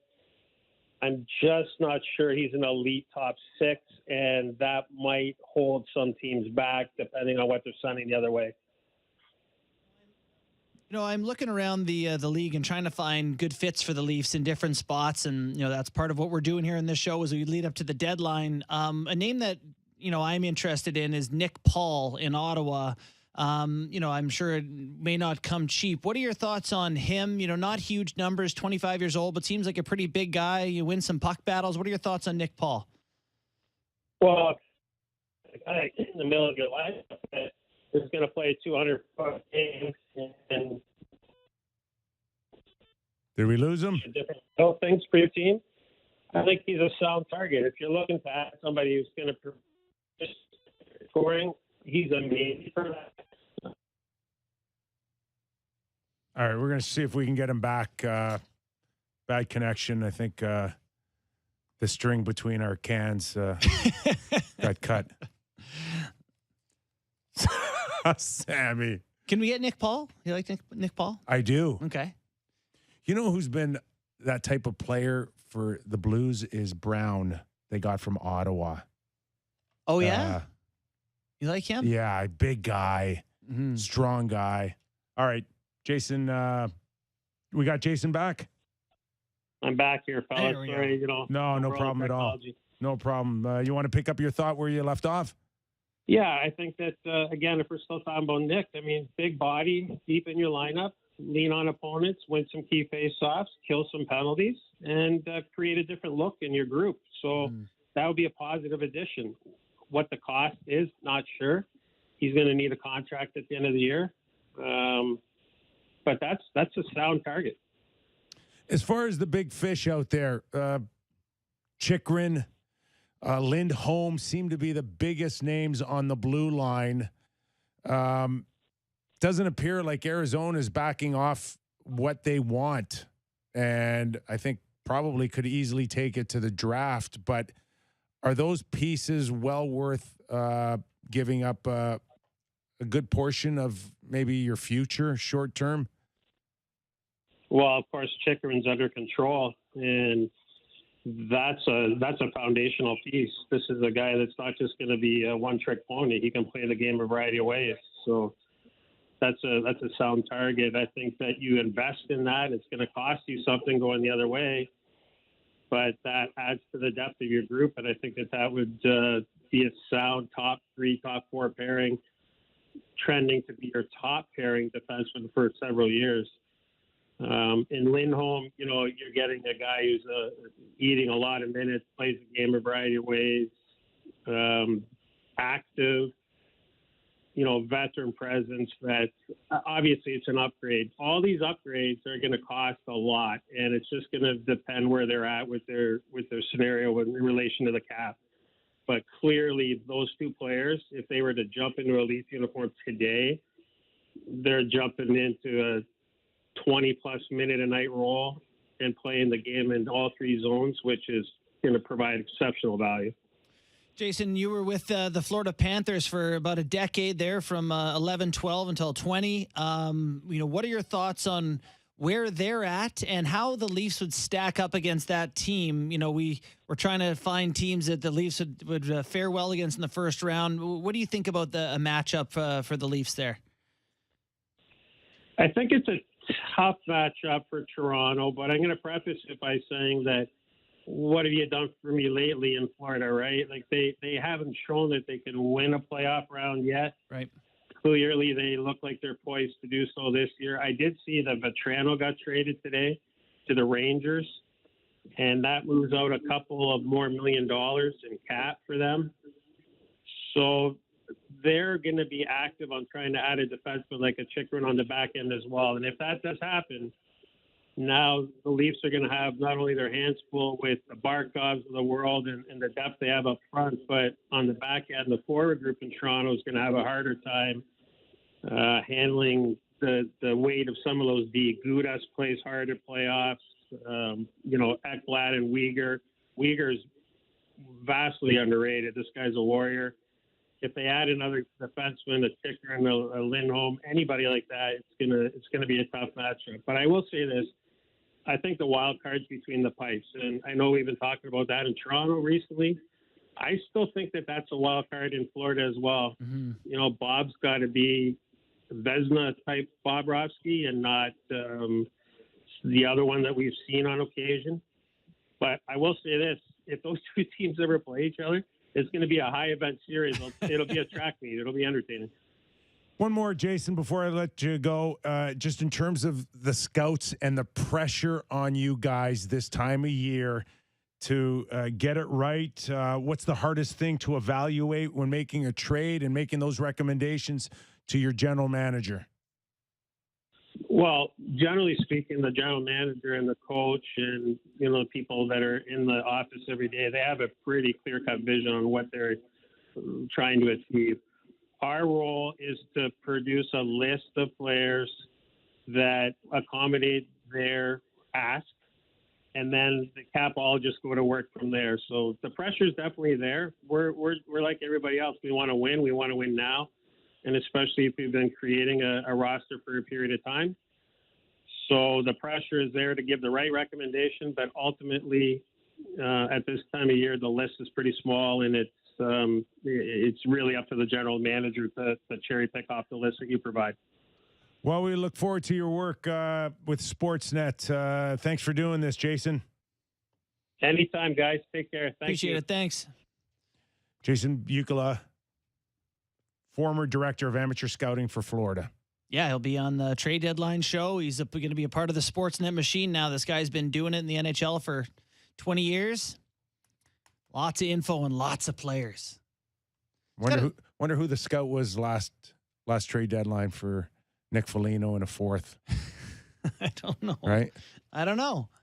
A first and a fourth. I mean, and we know Nick was one of those guys that we thought could come in and add a ton of character. Just it didn't work out, and that's the danger.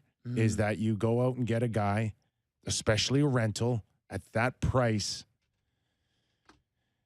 And that's, I don't think Kyle can make that same mistake again. No. No matter how much pressure he thinks is on himself to provide a second round or a third round showing.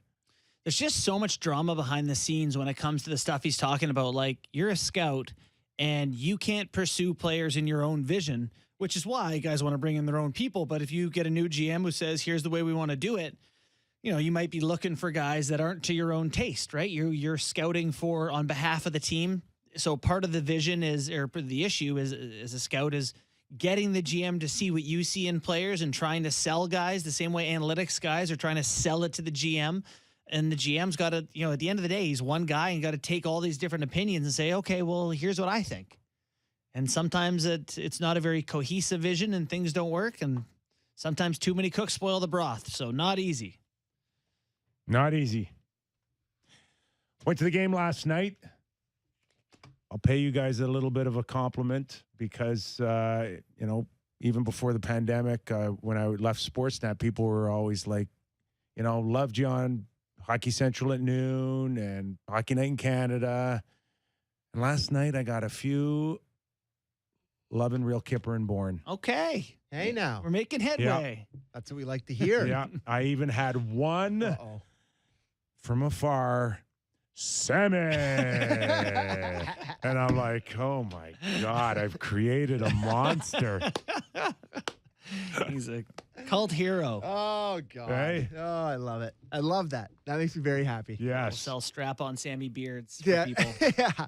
A couple of things, some on news and notes. Before we get to Ovechkin holding his third spot now in goal scoring history, you had mentioned to me prior to the show that there's a website out there that will tell us the probability of the Leafs' first round. Yeah, hockeyviz.com. So My boy that's- Micah Blake McCurdy. At roughly 20 games left in the season, we are now putting a percentage on who the Leafs are going to play in the first round. Yeah, and so that's not like just guesswork. It's based on winning percentages of like who teams have left. Tampa is a very good team.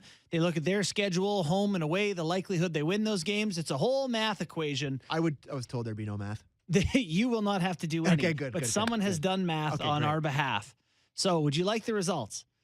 The Tampa Bay Lightning are the most likely opponent for the Toronto Maple Leafs. Oh. Tampa Bay.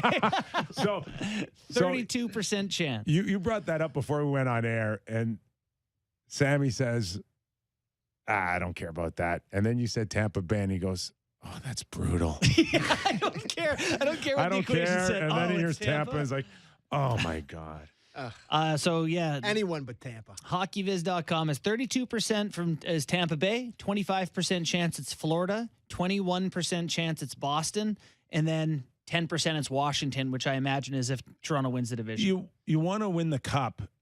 You got to go through those teams anyway. So what's it matter if it's the first or the third round? Buddy, No. it's the Hate first. that thing. the first round is the Stanley Cup here. A month and a half of pure enjoyment. Yeah. Oh, just the entire thing I base my sporting fandom on. Yeah, I don't Getting know. to watch them.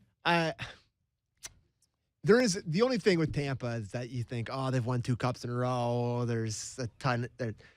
They know 3 is really hard. Touch of complacency. Blah blah blah. That's the only thing. That's the only thing you can sell yourself on. But there's just no chance because they're so good. They're a bunch of killers. The only thing Vasilevsky's is the like, best goalie in the league. Like I don't know could you what's Tanya Harding him a little or something? Yeah, like without being. he's gonna break a leg or something. That's the only chance. Well, like, yeah, because the honestly. backup's Elliott. You know, they are depending on him to win another 16 playoff games, which is. I just you can see the recipe with the other teams. Like it's a track meet with Florida, and it's the Bobrovsky part of it, and there's all these factors with them. Boston's not as good as years past. Maybe this is the slate or Swayman's going to be the guy. A but lot of it's pressure just, on a what rookie. is the recipe for the Leafs beating the Lightning? Can you guys give me one? No. Neither can I. Like I can't figure out in my brain what the recipe is for beating them No. because I think they're better at almost every position than the Leafs, other than Last I guess year- first line center. Last year I went hard on the Leafs to absolutely walk over Montreal, and I said Same. there's always that one where the Leafs just hand it to them on a platter, and that's what has to happen. And the other guy that is on completely on board with you is Daryl Sutter. He was talking about Should have grabbed that clip. Colorado. Oh, my Can you God. still dig it up before we go off air? Yeah, I can figure it out. Yeah. So Daryl's talking about Colorado and basically saying the same thing. Yeah. Like, unless they hand you the game or the series, this is going to be a complete waste Yeah, of time. he was like, I feel bad here for Oh, and whoever. it's so great. I whoever- love Daryl Sutter. Absolutely love him. Do we have it? We're getting it. Okay. I just put my boy Derek in a horrible Nice. spot. No. Like, I'll deal with it. 16 I turn the minutes left in mic the off. show, I'm like, Derek, do it. Yeah, it is fantastic. The point is, the good teams this year are exceptionally good, and Colorado is going to mop up whichever of these teams in the West limps in. We're talking Dallas or Winnipeg or Vancouver. Here's the Avalanche. I think he called it a waste of 8 days. That's what it's going to be. Congratulations, you made the playoffs. Here's a waste of 8 days of your life. They have some playoff demons too, though. They're not perfect. Calgary? No, Colorado. Just one more on Daryl Sutter is that he refuses to let anybody get excited about their season so far. Ever. He will not allow it. I can't imagine living a life where all you do is like poo-poo any shreds of enjoyment people have. No, I love him. I mean, I guess I love it, but I wouldn't want to be. It sounds like He sucked is the life out of you. squeezing everything out of everyone there. I know. And their Labushkin is Goodbranson. Yeah, him and Zadorov are. They are so hard to play against. They are miserable to play against. So they need a D-man, though, because if anyone gets hurt above them, you don't want those guys to step up and play 20 minutes all of a sudden on the second pair, right? Like, I love them in their role. Great third pair position for them. Not exactly a guy I want to see either of them playing beside any of their guys. Daryl Sutter's kind of jacked these days. I think he's been shoveling a lot of, what. He's been working with his hands at the farm. Did he have his shirt was a little ripped when he said that. Legitimately, he was like, I like the shirt, but he cut the collar and gave it a little tear. Guy's a legend. Animal. He is a legend. So we think Johnny Gaudreau's out on the outside looking in when it comes to an MVP, but he will get votes, and he's having an extraordinary year. And we have the clip if we want to play it, by the way. Yeah, let me just finish my thought. Yeah. He's hanging out there. Gaudreau. With his contract. Well, they're just going to use him and let him go. There might be some people a little disappointed in Calgary now if that's the case. The guys who want Gaudreau for their... Well, the fans. Yeah. I mean, have they convinced that his deficiencies in the playoffs are something that will be left behind this season? I'm not convinced. Are you?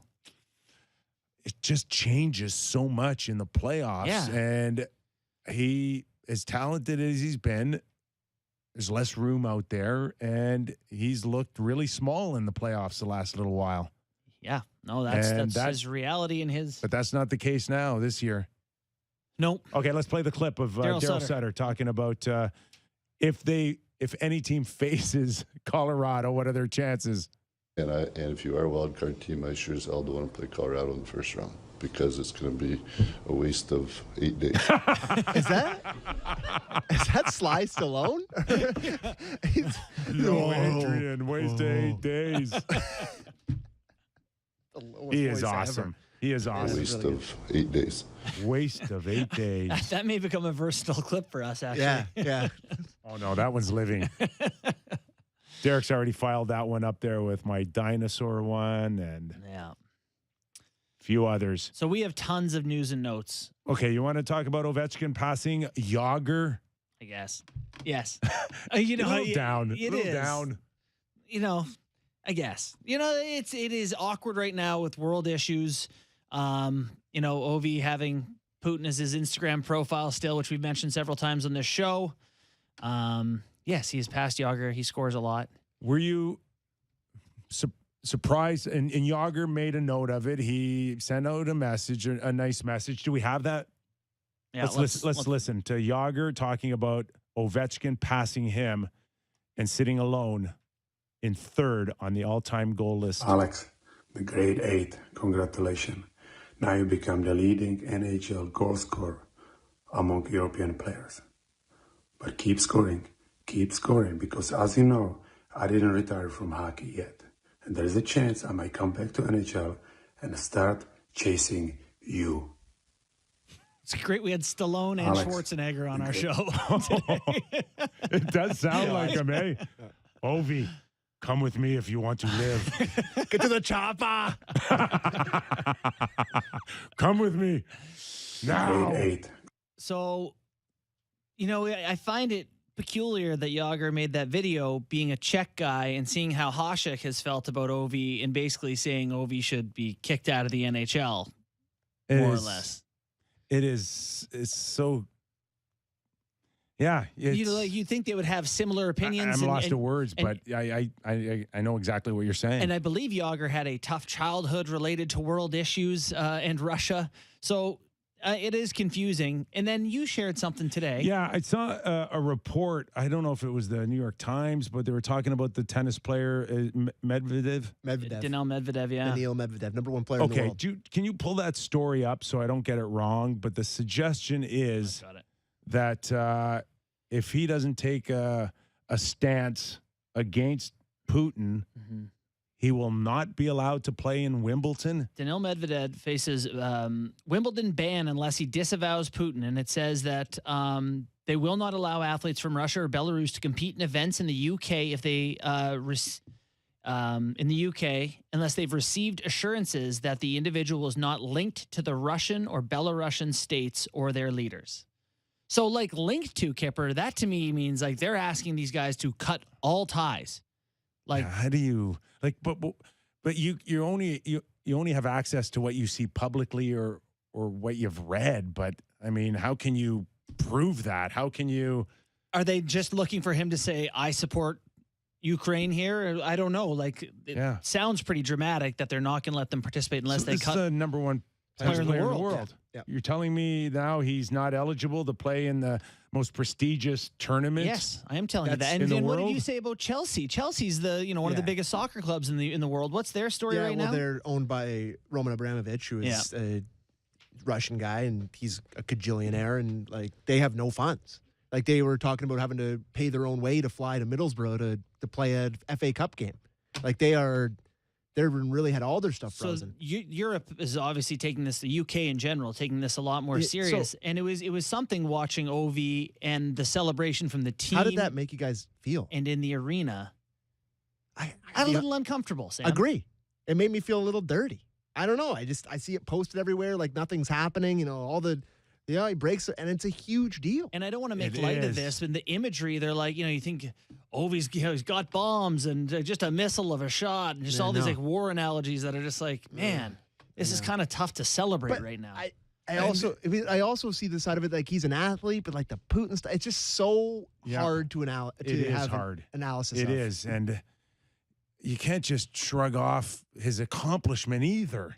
No, you can't. It's an incredible accomplishment. It's just not the time to look at it. It's just hard to celebrate it. Yeah, and so we probably shouldn't now, and we're not. But it's a conversation around a crazy thing right now. Where do you think the public will be with this stance on the tennis player here? And no idea. We know where the NHL lies with the Russian players, that they stand, with Ukraine, and the clubs stand by the Russian players that they have on their club. Could this change people's minds now?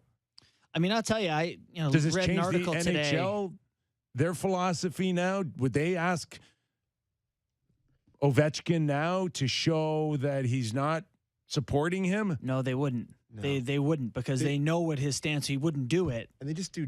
I don't know. Europe they just do things differently. It's like it just seems like it's more cutthroat in terms of stuff that they say, and they take these stances behind stuff. I don't know. It just seems like a different culture than it is here with NHL. Like it feels it would be so out of character for the NHL to be like, do this to. If they're still letting them do this now and they're still celebrating whatever, like they're not going to change it now. Just let's be clear. What's happening in Ukraine is horrific. Horrific. It is sickening. And so, to have supported someone who you can't say you didn't see something like this coming, that's not a claim you can make. So I guess, Sam asked how it makes me feel. That's the only thing I'm left with is just how it feels, and it doesn't feel right. No, we're all in agreement on that. Speaking of not feeling right, how about Evander Kane lately? I don't want to take a victory. I don't want to. Yeah, I don't. The victory. Well, I want to take a victory. Yeah, we're taking a victory here on because Kane. Guy's 10 tucks already. He's a stud. And we had a conversation months ago that there's going to be interest in this guy, and he can still help somebody, and there's value in that. Yeah. I think Oh, I was on the other side of that. Yes. Yeah. I worked hard on that one. You were right. I was wrong. But You're smart. I'm an idiot. it could still blow up in their face. Oh, yeah. You might not. Yeah. In the end, I could be In the end, you vindicated. could be here. right. Yeah. Can it though? 1 year? They're going to be playing in the playoffs. I don't know. think it can blow up that Short term. big. Short term. He's already provided them with everything that they thought that he would, and that's another threat. So how about this though, Kyper? So he scores 10. He scores another. There's 20 games left. Another 5, 10, whatever he gets. They go in the playoffs. The first round, he scores a few goals. Now he's a UFA, sitting out there. Right? He's a free agent after this year. Yes. And what are you gonna commit long term to the guy that everyone's been wary about long term? Like I liked him in an audition. He's not the time for him to act up or have an issue. Now you want to give him 5 times 6 again or something? That's a conversation I can't even contemplate right now. I know. That is way. Might as well be a million years from now. We'll just be Kallgren on Kane. We'll just day to day right now. But then you watch them play against Detroit. Detroit thought they were the Toronto Maple Leafs, and they tried, I think, real hard to win 10-7 last night. Yeah. Gave it a good effort. Koskinen did his best to let it back in. Hands. I mentioned to Mike McKenna earlier in the show about grabbing someone like Georgiev and flipping Koskinen the other way. Yeah. Would you rather see that than hold still in Edmonton? I would because I feel like you have a guy who in Georgiev who has, shown seasons at a young age where maybe he's a legit NHL starter. This season hasn't gone great for him, but we have enough of a track record with Koskinen to know you don't want to trust him over a large sample. Anytime he's kind of handed the ball to be the guy for a long period of time, it doesn't quite take. So, yeah, that would make some sense to me. Maybe that frees up some cap space to do something more too. But, you've heard Holland say it doesn't seem like they want to do much. I don't think he has a history of overly creative dealings. Yeah. So not a ton there for me. Speaking of Holland, Peter Holland announced his retirement, former Toronto Maple Leafs. I think he played about 250 games, 300 games. Sounds right. But he announced his retirement on Twitter, and he spoke a little bit about being a Toronto Maple Leaf and what it meant to him.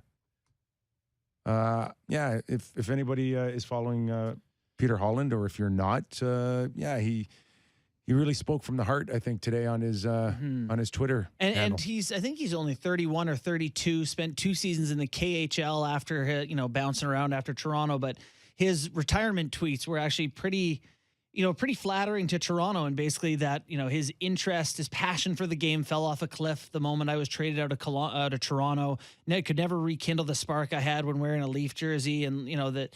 He says it was like his hockey path. It was like destiny for him to wear the blue and white. And once that didn't quite work out, it was harder to stay engaged. And, he played this year in the Swedish league, I think. And, he'd been 2 years in the K. Yeah. At that point, if you're not feeling it, you just don't want to do it anymore. Where your mindset was when you really knew. I was kicking around the minors. I was ready to be done. But it doesn't matter. Your minors or whatever. It's just. I knew I was done. You're talking about shutting down something that you've been doing since you were 7 years old, and that's preparing for a hockey season. Yep. But you just know. For me, I just knew. Same way. I didn't have a day where I was like, I should be, I went fighting it out I had the injury, but it's like now you're sitting back and going, okay, how badly do I want this? Am I going to go through all of it? The training, the commitment. It's like. All of a sudden, it's work. Yes. It goes from being something fun that you've been passionate since the moment you played to this is a real job now. Funny you say that, because that was the end of what Holland had to say, where he talks to parents of hockey players, and he says that, you don't have to play hockey all the time. Let them decide how much they want to play. He said, if your kids are lucky enough for hockey to become a job, that's great. But I promise they'll miss the days when it wasn't. Yeah, as far as the pressure on the kids, to back off and play other sports and stuff, the idiot adults don't let them. Yeah. They don't. They do. They put way too much pressure on them to have it 12 months a year. And that's a whole different show. It is. And just before we go, Yes. little breaking news from Elliot Friedman that Thomas Hurdle has an extension of 8 years, $8 million per. Yeah. I don't mind the extension so much as he's not available on deadline. There you go. day, which Another is- one off the He's books. a good player. He is He's a very good player. They weren't going to trade him. Good He's a player. good player. Good player. Boston Bruins are underdogs against the Wild tonight. Still minus 106, but Wild are favorites. Jason Bucala from Sportsnet. Thanks for joining us. Also, Mike McKenna, our goalie guru. Fun show today, guys. Always. Wherever you get your podcast, make sure you give us a rating and review on it. We'd love to hear your thoughts. Thanks for joining us. And we're back again tomorrow on Real Kyper and Bourne, Sportsnet 590, The Fan.